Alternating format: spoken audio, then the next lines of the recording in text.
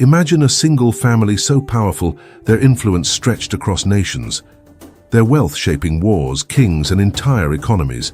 A family whose name became synonymous with money itself, the Rothschilds. But this isn't just a story about wealth, it's a story about strategy, about how one man and his 5 sons built a banking empire that changed the world and left behind lessons still relevant for anyone trying to build financial power today. Let's rewind to the late 1700s. In a small, crowded Jewish ghetto in Frankfurt, Germany, a man named Meyer Amschel Rothschild began trading coins, rare collectibles, and financial services. He wasn't born rich. He didn't have connections in royal circles. What he did have was vision. Meyer understood one timeless truth. Money isn't about possession, it's about movement. The people who control the flow of money control everything. So while others were trying to earn money, Meyer studied how to multiply it. He built trust with wealthy clients by managing their funds, securing loans, and handling investments discreetly. Trust was his currency, and that trust became the foundation of a dynasty. As his business grew, Meyer realized something genius. To build a financial empire, you need reach. You can't control global finance from one city. So he sent each of his 5 sons to a different financial capital of Europe: London, Paris, Vienna, Naples, and Frankfurt, creating the first true international banking network. This wasn't luck. It was a calculated strategy, almost like setting up a network of global financial routers long before the internet. Each son handled a branch of the family business, but all were connected through letters, couriers, and coded communication systems. They shared intelligence faster than most governments could. While kings and armies relied on horses and ships, the Rothschilds relied on information. And in finance, information is power. During the Napoleonic Wars, that power was put to the test. Governments were desperate for funding. Wars cost money, a lot of it.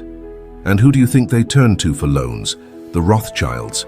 They financed both sides of conflicts, carefully and strategically, never putting all their capital on one bet. This wasn't about morality or politics, it was pure financial chess. They lent to governments, supplied armies, and moved gold across borders faster than any bank of their time. One famous story says that Nathan Rothschild, based in London, received news of Napoleon's defeat at Waterloo before the British government did, thanks to the family's private courier network. Whether legend or truth, that story symbolizes their real advantage. They controlled information flow, and information is money. By the mid-1800s, the Rothschilds weren't just rich, they were untouchable. They financed railroads across Europe. They funded the British government's purchase of the Suez Canal shares, securing control over one of the most strategic trade routes in the world. They became the bankers of kings, popes, and empires. At their peak, it was estimated that the Rothschild family's combined wealth exceeded that of entire countries. But again, this wasn't about luck. It was about applying 5 timeless financial principles anyone can still learn from today. First, build trust before profit. Meyer Rothschild didn't chase money first, he built credibility. He knew that once people trust you with their money, you'll never run out of opportunity. In today's world, this applies to investors, entrepreneurs, and even creators. Your reputation is your first capital. Money follows trust, not the other way around. Second, think in systems, not transactions. The Rothschilds didn't just make deals, they built systems that kept generating money, networks of banks, clients, and governments that created recurring value. Modern investors can do the same.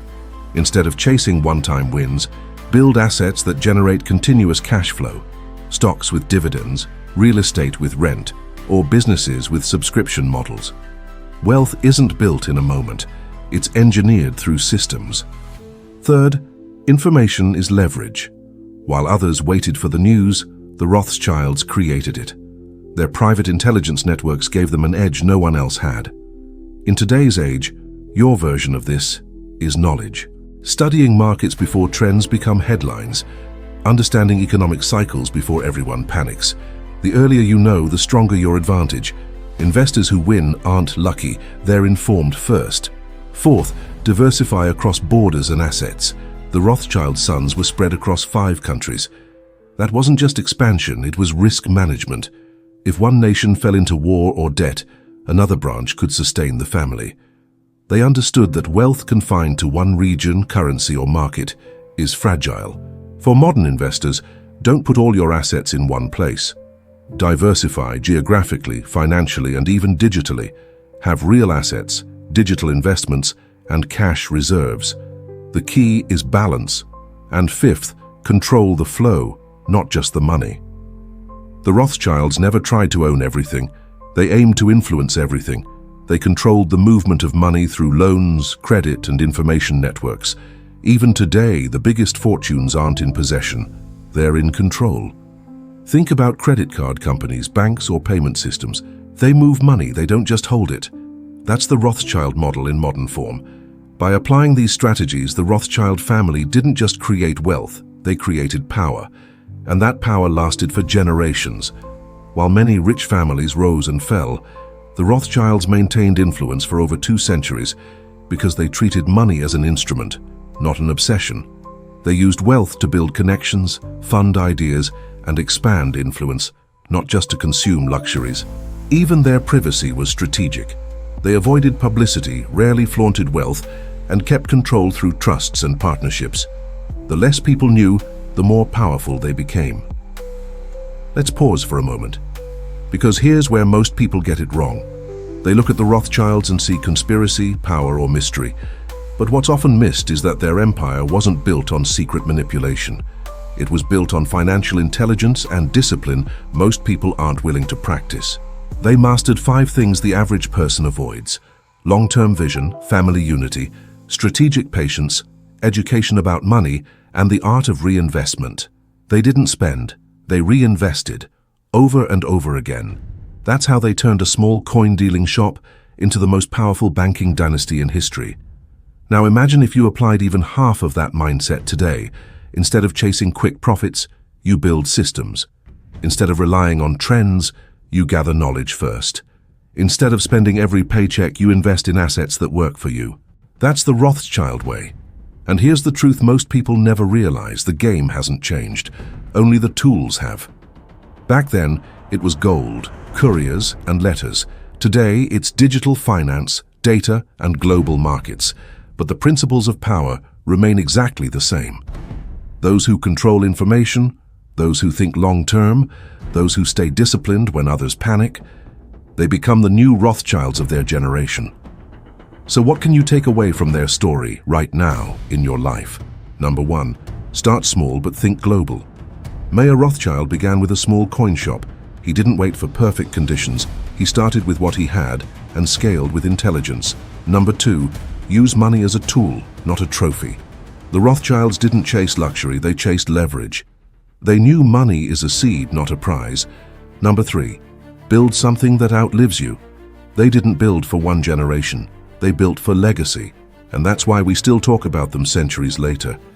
When you hear the name Rothschild, you're not just hearing a family name, you're hearing the echo of an idea, that knowledge, strategy, and discipline can build more wealth than luck ever will. That true power doesn't come from owning money, it comes from understanding it. And that, my friend, is how the Rothschilds built their empire, and how you can start building yours. Because at the end of the day, the secret isn't hidden in vaults or old letters, it's hidden in mindset. The mindset of control, patience, and vision. And if you learn to think like that, you don't just chase wealth, you become wealth. Thank you so much for watching. If you found this valuable, please hit that like button and subscribe for more content on how to master the game of money. See you in the next one.